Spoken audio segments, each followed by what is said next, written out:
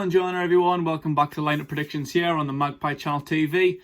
Tottenham tomorrow at home, beat them earlier on this season at their place, third game of the season, Brucey's first win. What a day it was, me and Renty were down there. Beautiful sunny day in London, amazing stadium, amazing win.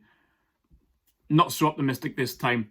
A couple of weeks ago, I really was. Honestly, I couldn't wait to play Tottenham. I thought if we play them now, when we came back from the restart, we came out of the blocks firing and Tottenham was shit. Honestly, I was thinking I cannot wait to play these. I think they went on a run of maybe 7 games without a win, dating back to before the lockdown. And I thought they're fucking shit. If we play them now, we'll beat them. But the tables have turned since then. Tottenham at the minute have only lost 1 game in the last 6. A couple of draws, a couple of iffy draws, but the only defeat was a 3-1 loss to Sheffield United. Quite a heavy beat where we beat them 3-0 quite comfortably. And they've just come off the back of the North London derby win, which I'm sure will give them a great boost of momentum. I don't even think most Tottenham fans were really looking forward to that one. I don't really think they expected to get that win, but they did. So they'll be high as a kite. And they've still got a fair amount to play for. They're sitting in 8th place at the minute, only 3 points off 6th.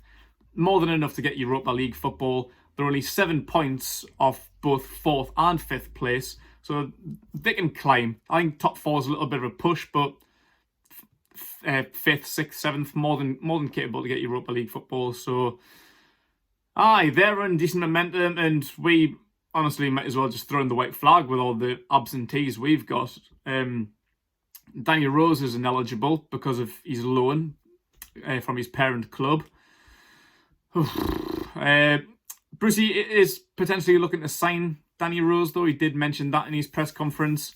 He said he's played very well for us and I'm very pleased with him, so there will be conversations to have regarding signing him in the coming weeks. The captain, Jamal Lascelles, is unlikely to play. Bruce said, I don't think he's going to make it. He's going to have a second opinion on the injury this morning, but from what I'm hearing, he won't make it.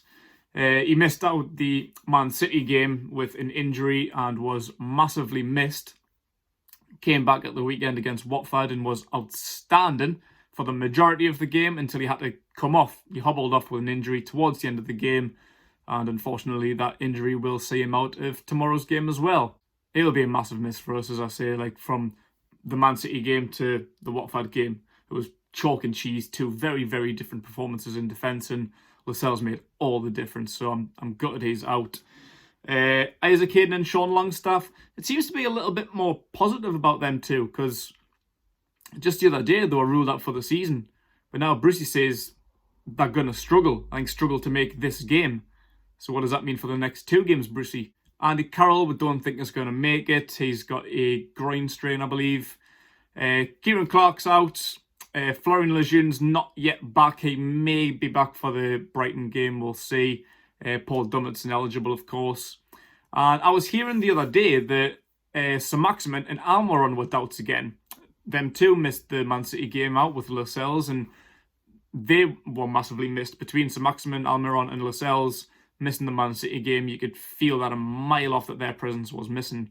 And within the first 10, 15, 20 minutes of the Watford game, you can tell what a difference they make, particularly Sir Maximin and Almiron with that pace up top. So when I found out they were going to be doubts, I was honestly thinking, just might as well go out and wave the white flag. Tottenham's a great team.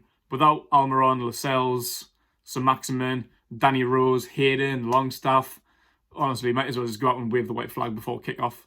But they were spotted in training yesterday, and they seem to be okay. There was no mention of them in the press conference this morning, so they should be okay, thankfully. But who is going to go in with all these absentees? Let's have a look. Here's my team. Dubravka in goal, of course. At right back, Emil Kraft. In centre-back, Fabian Schär, who should be playing centre-back, of course. Not in centre-mid. And it's the other 2 that I'm concerned about. I'm just trying to get through this quickly because there's more important people to talk about. It's Fernandes and Manquillo. I'm predicting them to play, but I would rather see anybody else. I'd rather them two were on a flight to Marbella or something. Honestly, I'd rather have them absolutely nowhere near that starting lineup because they're absolutely cream crackered. If it wasn't for Lascelles' injury, I'd have Fernandes on a flight. I'd have Lascelles in there alongside Shaw and anybody for Manquillo. But I can just see Brucey's lineup. I can just picture Brucey putting them in. The both of them, their performances have been poor over the last 2-3 games. I think I've predicted Fernandes to have a rest in my last 3 or 4 lineups, but it hasn't happened yet. And you can start to see the effects on the field. Like the penalty Manquillo gave away the other day, it was cynical because they're just tired. Fernandes over the last 3-4 games has just been getting himself booked, pulling people down that are just whizzing past him, and he hasn't got the energy to come back and tackle them. So it's no strain on their performance. I'm not blaming them for their performance. I'm blaming both Brucey for sticking them in and Mike Ashley for not giving the squad more depth. We need a lot more rotation. We're forcing these lads in. Obviously, it's unfortunate. Like, we don't expect to have so many injuries. Like, if Clark, Lejeune and Dummett were okay to play, then it wouldn't really be a problem. If Rose wasn't ineligible, it wouldn't be a problem. But it's just come at the very wrong time for Rose to be ineligible. It's just a very, very bad game for him to be ineligible for. There is options, though. It's centre-back, not so much. Lascelles is the only one that could go in there, so if he's missing, there's not. That's why Shaw has to play centre-back, not in centre-mid, Brucey. For God's sake, don't do that again. Kel Watts is the only one that could come in. But at full-back, there is options. There really is. Like, there's no out-and-out left-back to play.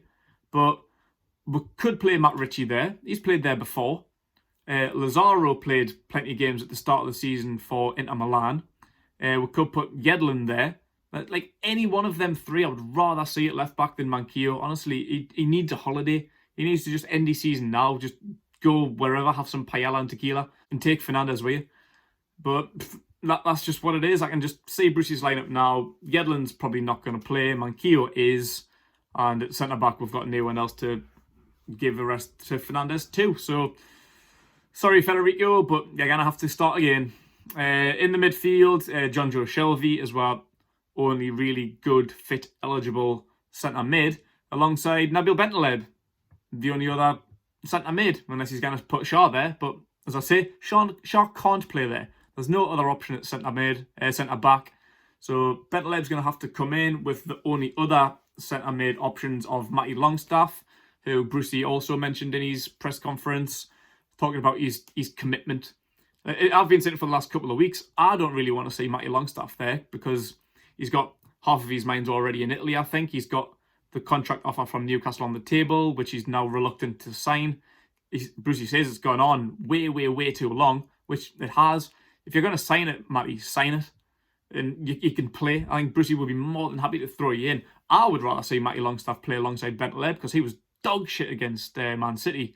I'd rather see anybody in there other than Bentaleb, but we've got no options. The only other option other than Matty Longstaff is Jack Young, but throwing him in against Tottenham might be a bit too much to ask of him.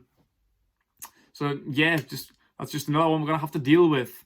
Fernandes, Manquillo and Bentaleb. Don't really want to see either one of them, but I can just see Brucey's lineup now, and that's more than likely probably going to be the case.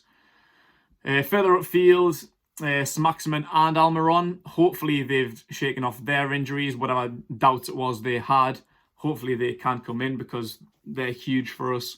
You can absolutely feel the presence when they're not there. You just know that there's just no creativity, absolutely no pace, but no spark. Like, obviously Maximin's the key threat in the Newcastle team. So yeah, hopefully they can pull through. On the left, there's a couple of options there. Of course, unless Matt Ritchie plays at fullback. But I'd rather see Joelinton. I still want to see him play on that left-hand side. I don't want to see him up top because we know that's not his natural position. We'll have a couple more options up front, so there's no need to be throwing Joelinton up top. But yeah, I like seeing Joelinton kind of like in the middle of the field, battling away, linking up with the team, instead of just standing up top, isolated with no assistance. So yeah, I'd rather see Joelinton there, but we'll have got the option of Ritchie, Lazaro and possibly Atsu. But no, Joelinton's the man for me, to be honest. I've been unimpressed with Matt Ritchie for quite a long time now, to be honest. I think the other game, the last game that he started, just poor. I think for the last year or two, his delivery for a winger has been very, very poor. I like his commitment and his effort. He's got balls. He's got spunk. He's got some real passion in him. He really, really tries hard, but tries with no end product. He's did all right again in the Sheffield United game. I like that he tries from long range. I think we need a few more strikers from distance. We've tried a few times, hasn't come off. Shelvey's one that tries from long range. Maxi tries every now and then, but I like at least Richie gives it a go. But giving it a go doesn't start you week in, week out. You need to deliver. You need that end product, and for me, Richie just hasn't really got it at the minute. I think Joelinton needs a bit more time to play in his more natural role. And I know people's been saying he's had time all season, but he's been playing up top in a defensive formation with no help, total isolation. I don't think any striker would have scored many more goals. I think they would have scored goals, but we wouldn't have had a 10, 15 goal a season striker this season the way we were playing. So Joelinton to play on the wing for me, and Dwight Gale, who's been playing okay. Yeah, he hasn't really been playing well other than the last game against Watford. I think he really, really got stuck in. He was linking up very well with Almiron. But other than that, he's just there to put the ball in the back of the net, which I can't really complain at. That's what I like in a striker. It's kind of like an old school thing, like a goal poacher. I don't mind that. It's good to see them get stuck into the game and play and link up with the team and that. But the striker's job is to score goals at the end of the day. That's what they're there for. I've seen a stat before. I think before lockdown, he played 12 games, no goals and 1 assist. Since the restart, I think he's played about 5 games, got 3 goals and 1 assist. So it's a hell of a turnaround, but he's been playing more in a more attacking formation since the formation changed up. I think he's benefited, as the rest of the team have as well. It's just the last few performances from everybody's been poor. But Gale's the only one really up top other than Joelinton who can really stick the ball in the back of the net, with Carroll being unavailable. We'll have a look at who's available for the bench, and obviously Carl Darlow and DeAndre Yedlin if he's not going to play, which I doubt. Kel Watts can come in for his first sub-appearance. Matty Longstaff for central midfield option. Maybe put Jack Young in, but I'm not so sure. He might get ahead, maybe ahead of Atsu, who I'll probably put in with Richie and Lazaro, who I would like to probably see start anywhere, probably at left back, maybe left wing. And striking options, Muto and probably Tom Allen. So there may be a space there for Jack Young. He's the only one that I've maybe left out of that lineup who can play. To be honest, I'd probably rather see him there instead of either one of Atsu or Muto. Not really been a fan of them this season. I don't think they've got a future at the club. They'll probably be away in the next month or two. But I think that just maybe is a bit more experienced. Maybe he's just got a bit more first team spark about them, and I can just say Brucey probably putting them 2 in instead of the youngsters, unfortunately. I like to see Tom Allen be given a run out instead of Muto as well, if we're going to make a change up top. So that's my team anyway. I'm not overly optimistic about it. I'm not really happy about it, particularly with Fernandez, Manquillo and Bentaleb. I don't really want to see them, but that's just a prediction, not what I would do. What I would do is completely different, but to be honest, I don't know what I would do. Like, Brucey's got a hard decision to make. I don't envy him. He's going to have to make massive rotation. As I say, like, Tottenham's a good team. Like, with Fernandez and Manquillo in there, alongside Kane, Mora, Bergwijn, Son, it's going to be really, really tough. I think they'll get eaten alive if they're in there. But it is what it is. We just got to roll with it. Season seemed like it was over the other day. We've got 2 more games left, Brighton and Liverpool. We'll see what happens. Let me know what your lineup, what would you do or what do you expect to do? That's more what I'm looking for. What do you think Brucey will do? Get inside Brucey's mind and tell me what you think he'll do, because for me, that's it. But we'll see what else happens. As I say, we've got options, but that's my lineup. So yeah, let me know what you think. Drop a like on this video and subscribe to the Magpie Channel TV. Thanks for watching, everyone, and enjoy yourself.